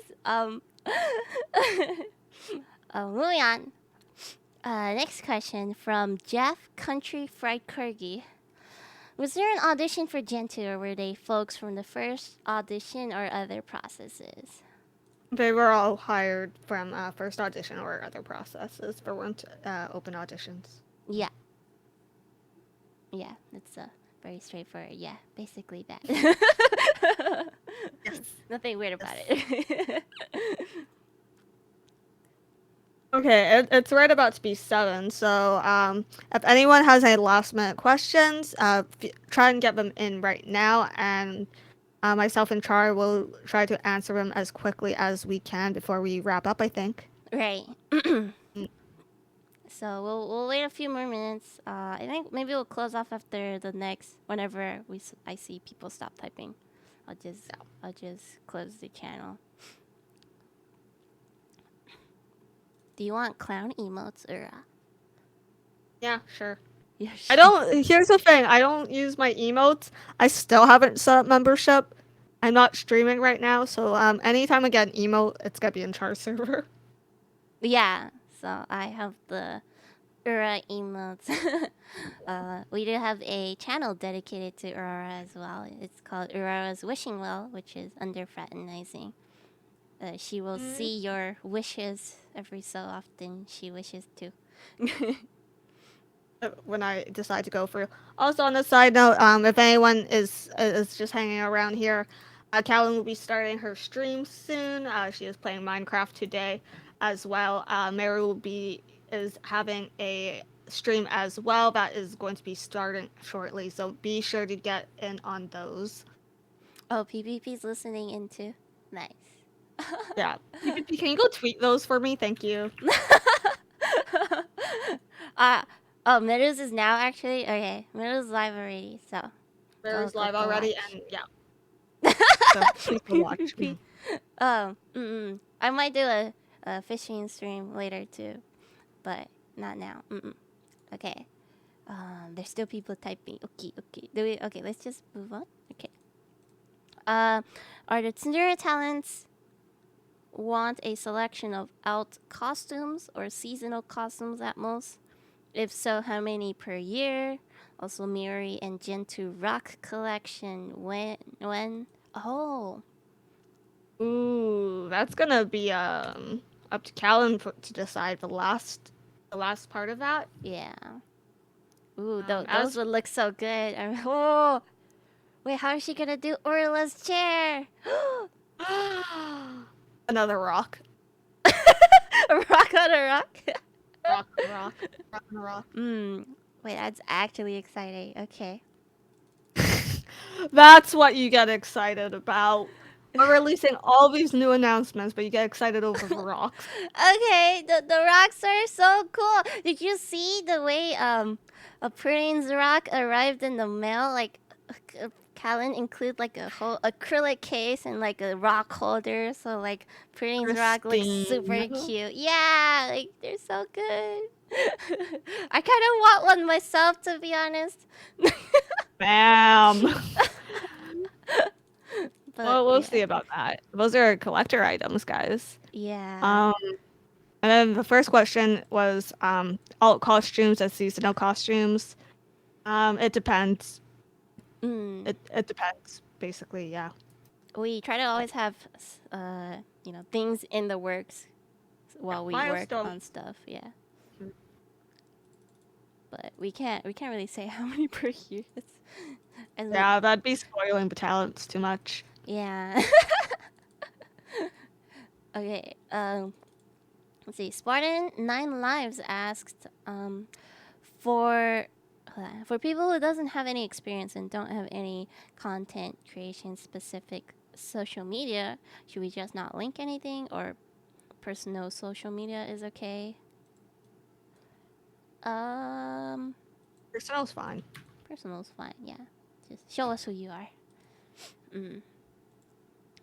I mean, you can even give us your real career resume. Yeah. Yeah. Mm-mm. Okay, moving on. Lynn asked, you've mentioned that you prefer applicants with less experience. Between selecting and finalizing applicants for a generation and when they debut, how do you help them prepare, both in terms of streaming setups and mentally? But mental's hard. It's definitely changed, I think. Yeah. I am a lot stricter with Gen 2 than I was with Gen 1. Mm-hmm. They get homework from me. I won't go into the exact processes, company confidentiality, but the good thing about being so established at this point is you do have a lot of senpais who are willing to guide you and help you as Mm-hmm. you're starting, and they are a wealth of information. Mm-hmm. Char has been in this scene technically the longest. Yuna, right? You know. So they've been around for a while. They've been doing this for a while, and they are more than happy to share what they know with you guys. Mm. As well, we do have great moderators who help with getting your stream set up, Mm-hmm. and we're always here to help that. I think, weirdly enough, we have some of the best audio in terms of company VTubers. Like, I've gotten so much help from these guys with audio, so Mm-hmm. it's really nice having that around. Mm-hmm. Did you want to add anything, Char? Um, like in terms of like setting up, we do have like a whole like spreadsheet of like what should be done before debut, and like in terms of like mentally, like staff and like as a Tsunderia family, we do our best to like adopt our new um, talents and try to relieve whatever potential stress they have in whatever way we can. Like we did mention, we have like really amazing mods. Um, I've been handling like the mod server and helping get mods to volunteer for them. And this is not something they have to worry too much about or think about because Tsunderia has that resource and have wonderful volunteers. So yeah, like I guess that's one of the benefits of being in a corporate, right? Like we try to, make you only focus on the content creating part, while like the other, logistical stuff we try to do for you. Mm. There is flexibility, though. Mm. Some of the girls really like getting involved more with backstage stuff. So Mm-hmm. Miori is always asked music tips. Mm-hmm. All the girls are super picky about art. I said that out loud. So a lot goes into that with what they like. Oh yeah, not Mio though. Mio's not too picky about art. So uh, there is room for growth if you're looking to get involved in other things. Mm. It's Yeah, Yuna's the pickiest, and she also does the least amount of work. Can you please send in those lines today, honey? what?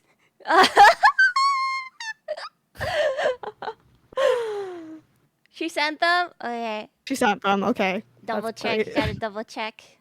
If I don't call her out in public, I know it's not gonna get done. Peer pressure. Okay, moving on. True Heart. Actually, I'm gonna say here this is it. So we're not receiving any more questions after this line. Thank you Thank you. everyone who have asked a question and participated in our AMA. We'll go through the last three questions now. When thinking about your company content, like singing stream, free talk stream, etc., which one do you think that your company weakness or lack of that what? When thinking about your company's content, which one do you think? Is your company's weakness or So in terms of singing streams, talking streams, video game streams, oh, like where do we think we're lacking in and yeah, that I we're think weak that's the in? question. Okay. Yeah. Um, that's a good question. Personally, I'd like to see more offline content from everyone. I think as far as streams go, everyone is quite good at their own individual streaming style. Some girls are more talking content based. Some girls are very good at video games, and then we have some amazing singers in our group as well. But I would like to see more offline content, and it is something we're working on. What do you mean offline content? More covers, things that aren't done live. Oh. Gotcha. Yeah. I would like to see more of that too. I think definitely that's where we are lacking. But stream wise, we have off streams. stream, I guess. Yeah. Yeah, okay. I think that same for me. Puddings, yeah. Get you that green card, baby. Oh Moving on. Okay, Joto Ethan asked, what's the possibility of you guys doing promotion for upcoming products from big brands? We can't really talk about any of our sponsorship deals before those things are made official, and I hope that you are able to understand that. But we have worked with Mahjong Souls, Bang Dream, amongst other video game companies, and we hope to continue building those relationships, of course. Okay. I hope that answers your question. And last question. Do you prefer debuting new outfits for the entire generation, or is that more dependent on a talent-to-talent basis? Wait, debuting new outfits. Oh, so like at a generation at a time, or depends on the talent. I guess it depends on the talents, right? Yeah. There's no set procedure here for that one, but it's definitely something we've talked about. Yeah. Yeah. I hope that answers it. Yeah. Yo. Anyways, Yeah. I think we can wrap up here. Yeah. Okay. Thanks everyone for coming. Just to reiterate, the announcements that we said in the beginning. So this AMA was recorded. I recorded it. Hopefully it doesn't die on me when I hit the stop button. And then we will either upload this maybe on my YouTube or our Spotify account. We'll see what format we uploaded. You guys will be informed of it. And thank you, Aurora, for joining me and answering these questions today. Thanks all of you guys for participating too. Yeah, and thank you, Char, for hosting this event. Woohoo! Yay! Okay, and I wanted to talk about just repeat the announcements earlier. Let me grab the links. So if you guys didn't know, Cinderia Gen 2 is debuting very soon on the 24th. Oh shoot, this is should we just drop it? I'll just drop it in the AMA thing right here. Okay, if you guys look at the AMA channel, so these two tweets are our main Tsunderia announcements ongoing right now. So Gen 2, Tsunderia Reverse is coming out on July 24th, which is in about 20 days. That is also when we will be hosting the Charmy HQ Grand Watch Along. I will also be doing a bit of commentating and just answering questions during that time while they're setting up. So be sure to join for that. And then Gen 3 auditions are also open, and they will be until August the 7th, I believe. So don't rush it. Take your time. Put out the best thing you can. I'm really looking forward to your applications. And then for the next double announcement is next week on this day, next week, Pudding is having a new outfit reveal. Try to comment what you think her new outfit will be. It looks really good. So I'm super excited for that. And there will also be a duet cover that is premiering on that same day. It's very good. So you don't want to miss that either. Other than that, just some small Charming HQ updates. There will be a fishing competition tomorrow, along with community night on the 10th. We will probably do some, group night games and stuff. But nothing too crazy. Is there any questions before we leave? Oh, no more questions. No more questions. I hope everyone enjoyed the AMA. It was very fun. Otsu. We will end it here today. Thank you, everyone. Thank you. Bye bye. Otsu. Leave. How do I leave?